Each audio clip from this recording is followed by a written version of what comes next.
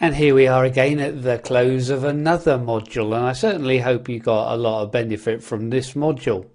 We started off by taking a look at our scripts, and in doing so we saw that the first line of the script, and this does need to be the first line of the script, we start with the shebang. So I was putting in then the /usr/bin/bash line, and we start that then with hash and exclamation mark. As we continued, we set a variable, and don't forget, when you're setting variables, no extra spaces surrounding that equals sign. We can then see how we can expand that variable using the dollar symbol, so we can make use of it. So df-h, so we get our free space in human readable format piped through or redirected through to the variable. We can then start looking at command line lists, which are really conditional statements that we can put in, but without the need of our full-blown if statements. So here we're going to mail tux, and we're going to read in then the content of the variable dollar file.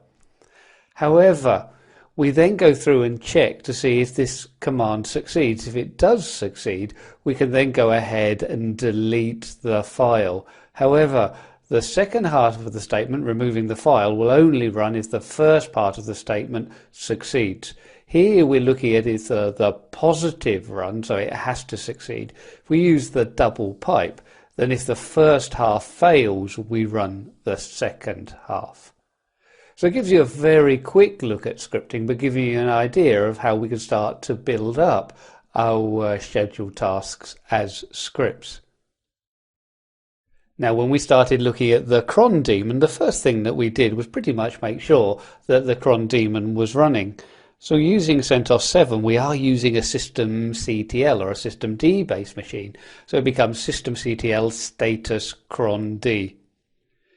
Looking at the main configuration file, so our system crontab /etc/crontab. We also have an extension directory for that, so /etc/cron.d. So within the cron.d directory, we can put files that are formatted in the same way as the crontab file. For user crons, we can use things like crontab-l to list any cron jobs that we might have.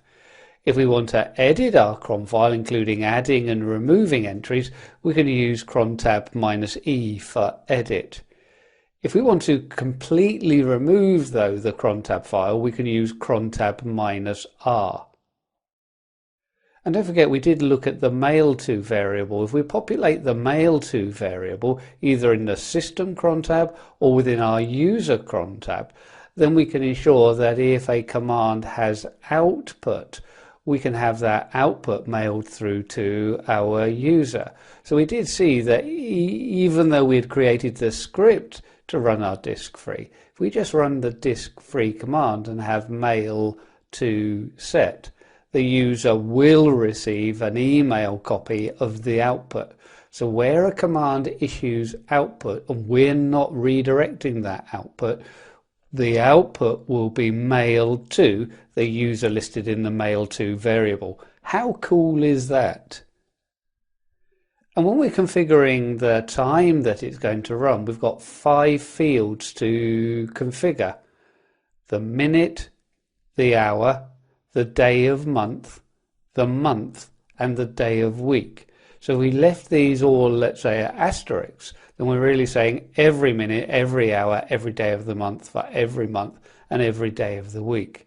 Remember, when we're looking at days of weeks, it can actually run from 0 through to 7, where 0 and 7 are both Sunday. With Anacron, we were looking at a system then that is not so time dependent to run our jobs. We were saying that if we have a job scheduled to run at 3 o'clock in the morning and the system is not turned on, then with cron that isn't going to happen. And we can imagine with desktops that they may never be turned on at 3 o'clock in the morning, so the job may never happen. Whereas with Anacron, we can specify the time that the job will run in a delay in minutes after our system boot. So this is configured within the etc Anacron tab file.